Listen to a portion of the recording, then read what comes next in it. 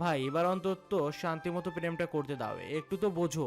তোমার ছোট ভাই এখন বড় হয়ে গেছে, আর কয়েক মাস পরে বিয়ের বয়স পড়বে।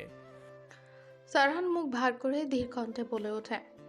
সারহান তা শুনে মুখাবয় অতিরিক্ত শক্ত করে, থমথমে কণ্ঠে বলে, এসব মাথা থেকে ঝেড়ে ফেলে পড়াশোনা ভালোভাবে কর। এবার যদি রেজাল্ট খারাপ হয় তাহলে তোর শখের বাইকের চ্যাপ্টার ক্লোজ করে দেব। সাদা চমকে ওঠে। আহারে, তার শখের বাইকের উপর তার ভাইয়ের কুটিল নজর পড়েছে। এবার ভালোভাবে পড়াশোনা করে রেজাল্ট ভালো করতে হবে, নয়তো বাইক শেষ। সে তড়িঘড়ি করেই বলে, আচ্ছা ভাই, এবার ডিপার্টমেন্টে টপ করে দেখাবো। তুমি প্লিজ আমার শখের বাইকটার দিকে নজর দিও না। গুড। ভাই একটা কথা জিজ্ঞেস করবো, কর। তুমি কি অরিত্রিকার রুমে গিয়েছিলে? তুই আমাকে রুমে ঢুকতে দেখেছিস? না। তাহলে এমন বেহুদা মার্কা কথা বলার সাহস কিভাবে হলো তোর? সারহানের কণ্ঠস্বর কঠিন এবং ধীর। সাদাত ভয়ে ঢোক গেলে কিভাবে বড় ভাইকে এমন কথা জিজ্ঞেস করে ফেলল। সে জানে সারহান কেমন ধরনের মানুষ। নিজের মাঝে অনুতাপ হলো, মাথা অনুতপ্তার রেশ এটে বলে, সরি ভাই। সারহান নিজের রুমের দিকে পা বাড়ালো। সেদিকে যেতে যেতে ভরাট কণ্ঠে বলে, নিজের রুমে যা। সাদাত মন খারাপ করে সেথায় দাঁড়িয়ে সারহানের দিকে তাকিয়ে রইল।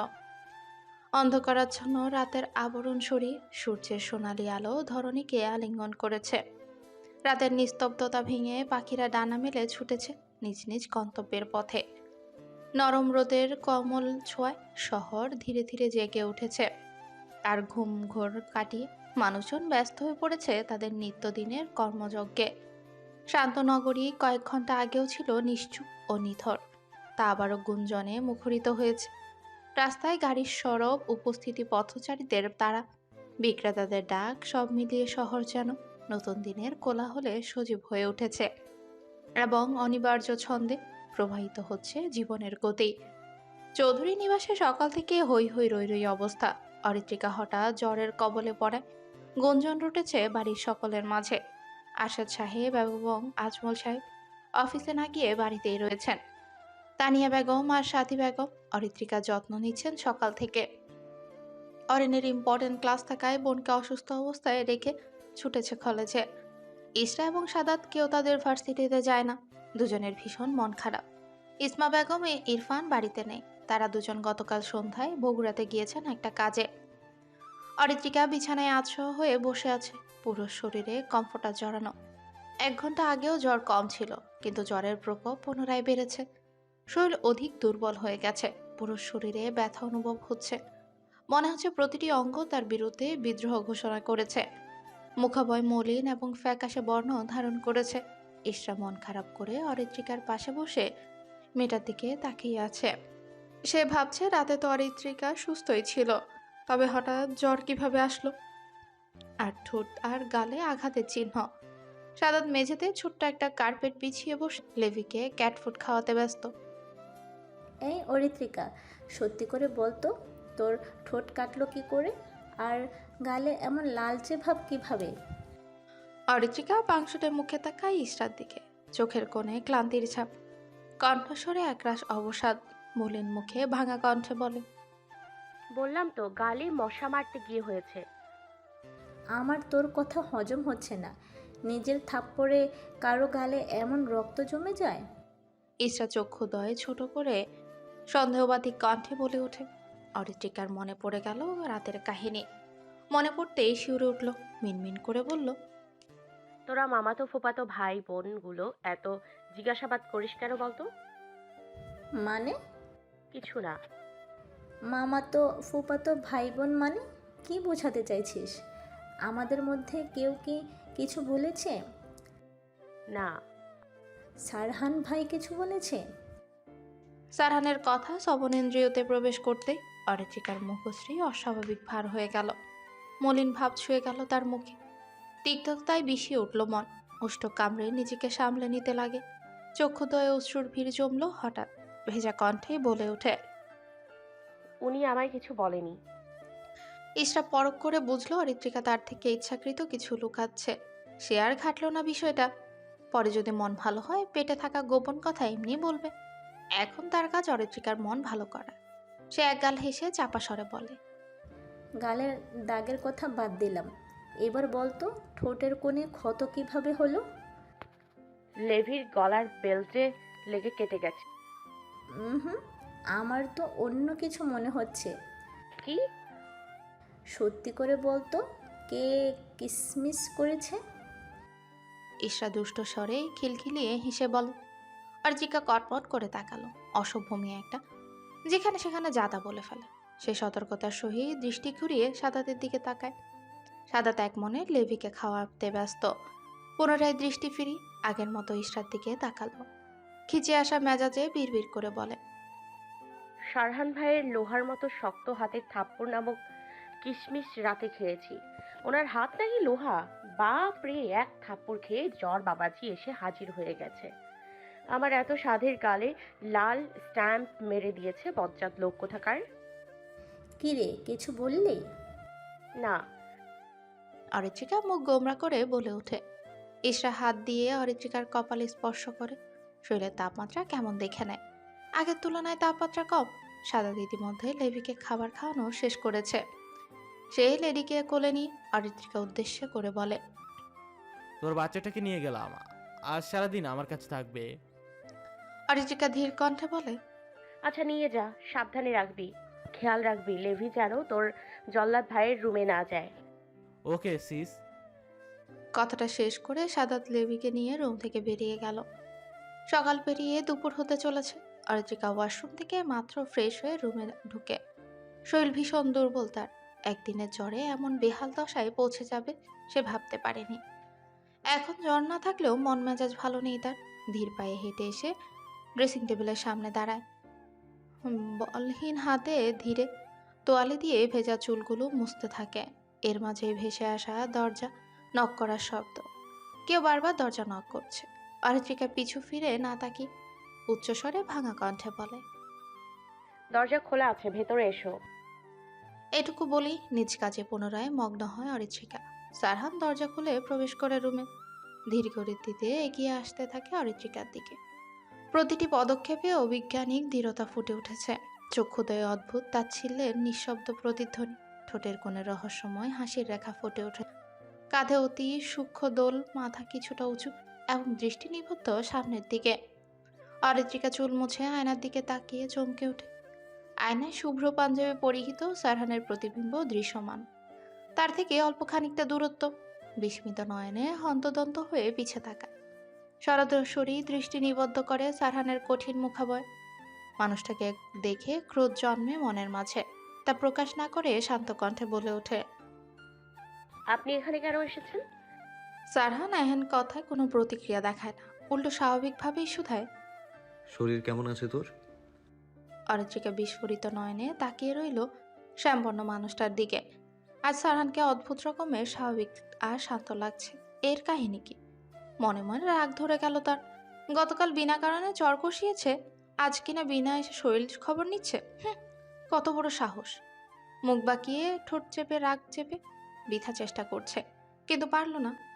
গলায় জমে থাকা ক্ষোভ শেষমেশ গমগমে কণ্ঠে বেরিয়ে এলো। থাপ্পড় মেরে আবার দরদ দেখাতে এসেছেন? কথাটা তীক্ষ্ণ শোনালো, যেন বিষ মেশানো ধাতব শব্দ। সারান শান্ত দৃষ্টিতে তার মুখের দিকে তাকিয়ে রইল। এক মুহূর্তের জন্য ভ্রু কুচকালো না, চোখের গভীরতা এটুকু বদলালো না। দরদ আপনজনদের দেখাতে হয়, তুই কি আপন?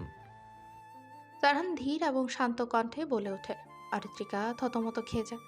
দৃষ্টি নতুন করে মুখ ভার করে বলে, আপনার আপন হতে আমার বইয়ে গেছে। আমার রুম থেকে যান, আমি ডিস্টার্ব ফিল করছি। অসুস্থ হয়েও তোর তেরামও কমলো না। আপনার সাথে কথা বলার ইচ্ছে নেই আমার, চলে যান প্লিজ। সারহান অরিত্রিকার রাগ মিশ্রিত মুখপানে তাকিয়ে ভরাট কণ্ঠে বলে, আমারও তোর মতো বেয়াদবের সাথে কথা বলার ইচ্ছে নেই, কিন্তু কিছু দেখানোর ছিল। অরিত্রিকা রাগান্বিত দৃষ্টিতে তাকিয়ে বলে, কি? আগে আমার প্রথম প্রশ্নের উত্তর দে। আপনার দাবাং মার্কা থাপ্পড় খেয়ে এখনো অসুস্থ বোধ করছি। জ্বর আপাতত নেই, ঠিকঠাক মতো খেতে পারছি না, ব্যথায় মুখে স্নো দিতে পারছি না, ঠোঁটে লিপ বাম দিতে পারছি না, মাথা ঝিমঝিম করছে। আর সারহানের ভ্রুযুগল বেঁকে গেল। গমগমে কণ্ঠে বলে ওঠে। স্টপ। অরিত্রিকা চুপ হয়ে গেল। অবুজের ন্যায় বিরক্তিকর চাহনিতে তাকিয়ে রইল। সারহান দ্রুততার সহিত পকেট হতে ফোন বের করে। ফোন স্ক্রিনে আঙ্গুল বুলিয়ে গ্যালারি থেকে একটা পিক বের করে গাম্ভীর্যের সহিত বলে ওঠে। এদের চিনিস? অরিত্রিকা এক পলক দণ্ডায়মান মানবটার দিকে তাকিয়ে ফোন কৌতূহলবশত স্ক্রিনে তাকায়। দৃষ্টি স্থির করতে বাকরুদ্ধ হয়ে গেল। নেত্রপল্লব কেঁপে উঠল, শিউরে উঠল তার শরীর, হাত পা থরথর করে কাঁপতে লাগলো। কি বিভৎস সেই দৃশ্য! ভয়ে গলা শুকিয়ে কাঠ হয়ে গেল। অবিশ্বাস্য চাহনিতে তাকালো সারহানের দিকে। সারহান নির্লিপ্ত, অনুভূতিহীন ভঙ্গিতে দাঁড়িয়ে আছে। অরিত্রিকা নিজেকে সামলে কম্পনরত কণ্ঠে আওড়ালো। এরা এরা তো গতকাল আমাকে ইউনিভার্সিটি ক্যাম্পাসে হ্যারাস করেছিল। এদের শরীরে রক্ত ক্ষত। সারহান পুনরায় ফোনটা পকেটে পুরে নেয়, চওড়া হেসে বলে। ওদের কৃতকর্মের শাস্তির চিহ্ন এগুলো। এখনো শাস্তি হয়নি, আরও বাকি আছে। অরিত্রিকা লিভিং রুমের সোফায় শরীর এলিয়ে চুপচাপ বসে আছে। আনমনা ভাব নিয়ে গভীর ভাবনায় মত্ত সে। গতকাল রাত থেকে কেমন যেন আজব অনুভূতি হচ্ছে। মনে হচ্ছে তার অগোচরে কিছু একটা ঘটেই চলেছে, অথচ সেসব সম্পর্কে একদম অবগত নয় সে। জ্বরের কবলে পড়ে সকালে ঘুম থেকে উঠতে অনেক দেরি হয়ে গিয়েছিল। আর মরা ভেঙে উঠে নিভু নিভু চক্ষুদয়ে মেলে তাকায়। দুর্বল চিত্তে কোনো মতে বিছানায় হেলান দেয়। হঠাৎ নজর পড়ে মেঝের দিকে। মেঝেয় পড়ে আছে রক্তমাখা তুলো। দেখে অনেক অবাক হয়েছিল বটে। পরক্ষণে সবাইকে জিজ্ঞেস করেছিল তার রুমে কেউ এসেছিল কিনা। সবার উত্তর নাবোধক ছিল। অচেনা মানুষ তো তার রুমে আসার সাহস করবে না। তবে কে এসেছিল? শুধু একজন ব্যক্তিকে জিজ্ঞেস করেন, সে হলো সারহান ভাই। অরিত্রিকা সেসব ভাবনা চাপা দেয় মনের গহীনে। সে জানে পাষাণ মানুষটা কখনো তার ক্ষত হয়ে মলম লাগাতে আসবে না। তাদের মাঝে তেমন সম্পর্কই নেই। যতটুকু আছে শুধু পারিবারিক সম্পর্ক, এর থেকে বেশি কিছু না। তিনি শুধু মানুষকেই অপমান এবং ধমকাতে পারেন, কাউকে সহানুভূতি দেখাতে পারে না। আরশাদ সাহেব এবং আজমল সাহেব জোহরের নামাজ পড়ে বাড়িতে প্রবেশ করেন। সাথে সাদাতও আছে। তিনজন নিজেদের মাঝে নানা বিষয় নিয়ে কথা বলতে বলতে এগিয়ে এলেন লিভিং রুমের দিকে। ধীর পায়ে এগিয়ে এসে আরশাদ সাহেব এবং আজমল সাহেব সোফায় বসলেও সাদাত নিজের রুমে চলে গেল। অরিত্রিকার ধ্যান ভাঙল দুজনের কথোপকথনে। সে আনমনা ভাব উপেক্ষা করে বড় বাবা এবং বাবার দিকে তাকালো মলিন মুখে। আরশাদ সাহেব অরিত্রিকার দিকে তাকিয়ে আদুরে ভঙ্গিতে জিজ্ঞেস করলো, আম্মা, জ্বর কমেছে? অরিত্রিকা মাথায় ওড়না ঠিকঠাক ভাবে দিল, হালকা হেসে বলল, কমেছে। 2 দিন ভার্সিটি যাওয়া অফ দাও, এই শরীরে যাওয়ার দরকার নেই। আচ্ছা। অরিত্রিকা ভদ্র মেয়ের মতো মাথা নাড়িয়ে সম্মতি জানালো। আরশাদ সাহেব হাসলেন। ভাইয়ের ছোট মেয়েটা তার ভীষণ আদরে। নিজের মেয়ে না থাকায় ভাইয়ের মেয়েকে নিজের মেয়ের মতোই আদর করে। ছোটবেলায় অরিত্রিকা কোনো কিছু আবদার করলে তা ফেলতে পারেননি। পছন্দসই খেলনা ড্রেস কিনে এনে দিয়েছেন। দেখতে দেখতে মেয়েটা কত বড় হয়ে যাচ্ছে। আর তো কয়েক বছর, তারপর মেয়েটাকে বিয়ে দিয়ে অন্য ঘরে পাঠাতে হবে। ভাবলেই কেমন বুকটা ভারী হয়ে আসে। আজমল সাহেবের মাঝে গম্ভীর কণ্ঠে বলে ওঠে, তুমি বড্ড বেশি খামখেয়ালি হয়ে যাচ্ছ। নিজের প্রতি যত্ন নিচ্ছ না, টাইম মতো খাবার নিচ্ছ না। এমন কেন করছো এই বাড়িতে এসে? আমার উপর কি রেগে আছো এখনো? অরিত্রিকা পূর্ণ দৃষ্টি মেলে নিষ্পাপ চাহনিতে তাকায় বাবার দিকে। ওষ্ঠ উল্টে বলে, রেগে নেই। তাহলে এমন আচরণ করছো কেন? এমনি। অরিত্রিকা মিনমিন করে জবাব দেয়। আজমল সাহেব তপ্ত শ্বাস ফেললেন, বললেন, ডেইলি রুটিন মেনটেন করে চলবে। এমন উড়নচণ্ডীভাবে চলাফেরা করা যাবে না। মনে রেখো, বড় হচ্ছ। অরিত্রিকার মন ভার হয়ে এলো। মলিন মুখে বলল, তুমি কি আমার স্বাধীনতা কেড়ে নিতে চাইছো আব্বু? আজমল সাহেব আশ্চর্য হলেন। বিস্মিত চোখে তাকালেন মেয়ের মুখপানে। আরশাদ সাহেব গলা খাকারি দিয়ে বলেন, আজমল, তুমি চুপ করো। অরিত্রিকা এখনো ছোট, আর এমন বয়সে একটু দুষ্টুমি করবে স্বাভাবিক। ছোট বলে মাথায় তুলবেন না ভাই সাহেব। এরপর দেখবেন ছোটরা আমাদের মাথায় বসে তবলা বাজাবে, আর আমরা সেই তালে তালে নাচবো। আজমল সাহেব গম্ভীর মুখে কথাটা বলে উঠে চলে গেলেন। আরশাদ সাহেব কিছুক্ষণ চুপ থেকে হেসে উঠলেন। তিনি উঠে অরিত্রিকার মাথায় পিতৃসুলভ আদুরে হাত বুলিয়ে নিজের রুমের দিকে চলে গেলেন। এরই মাঝে অরিন ক্লান্ত ভঙ্গিতে প্রবেশ করলো বাড়িতে।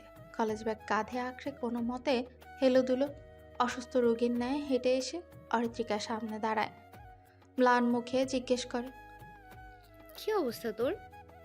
অরিত্রিকা জবাব দেয়। এখন একটু ভালো। ফ্রেশ হয়ে আসছি, তারপর কথা বলছি। আচ্ছা। অরিন টলতে টলতে সিঁড়ি বেয়ে উপরে চলে গেল। অরিত্রিকা হতাশার শ্বাস টানল। মনে মনে বকলো ইশরাকে, এই মেয়ে ফ্রেশ হতে কখন গেছে, এখনো আসার নাম নেই।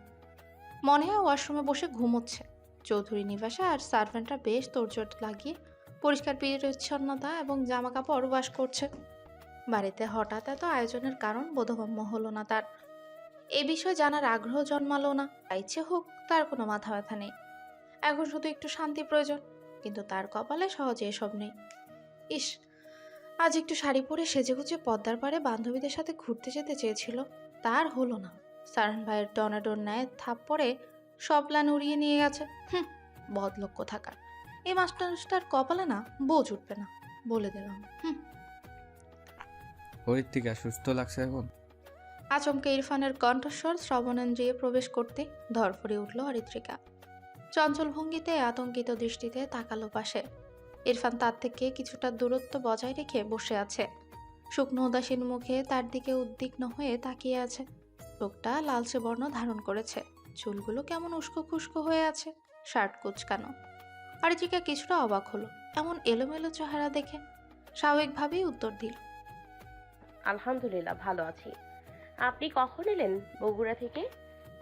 ইরফান স্বস্তির নিঃশ্বাস ফেলে ধীরজ কণ্ঠে বলে। এইমাত্র আসলাম। অরিত্রিকা সদর দরজার দিকে তাকিয়ে শুধে। ফুপি আসেনি? না। আপনি একা ফিরে এসেছেন ইরফান ভাই? হুম। আপনার আর ফুপির তো একসাথে আসার কথা ছিল, তবে গুরুত্বপূর্ণ কাজের জন্য ফিরে এসেছি। ইরফান শান্ত চাহনিতে তাকিয়ে প্রত্যুত্তর করে। অরিত্রিকা এক পলক ইরফানের দিকে তাকিয়ে দৃষ্টি ফিরিয়ে নেয়। অন্যত্র তাকিয়ে ছোট্ট করে বলে ওঠে, ও। ইরফান উঠে দাঁড়ালো। এক পলক অরিত্রিকার মুখশ্রীতে তাকিয়ে পরখ করল। দৃষ্টি স্থির হলো উষ্ঠকোণের ক্ষতে এবং গালে। বিচলিত হয়ে জিজ্ঞেস করলো, ঠোঁটের কোণে কাটলো কিভাবে, আর গালে কি হয়েছে? ইশরার থেকে জেনে নিয়েন। আমার আর এক কথা বলতে ভালো লাগছে না। ইরফান বোধহয় একটু কষ্ট পেল এহেন কথায়, দমে গেল কিছুটা। ম্লান মুখে তাকিয়ে রইল মেয়েটার দিকে। অরিত্রিকা আর চোখে তাকালো। পুনরায় প্রশ্ন করলো, কিছু বলবেন? ইরফান অদ্ভুত হাসলো। হরিণ, ইশরা আর তার জন্য গিফট নিয়ে এসেছি, রাতে আমার রুমে এসে নিয়ে যাস। আমার জন্য কি গিফট এনেছেন?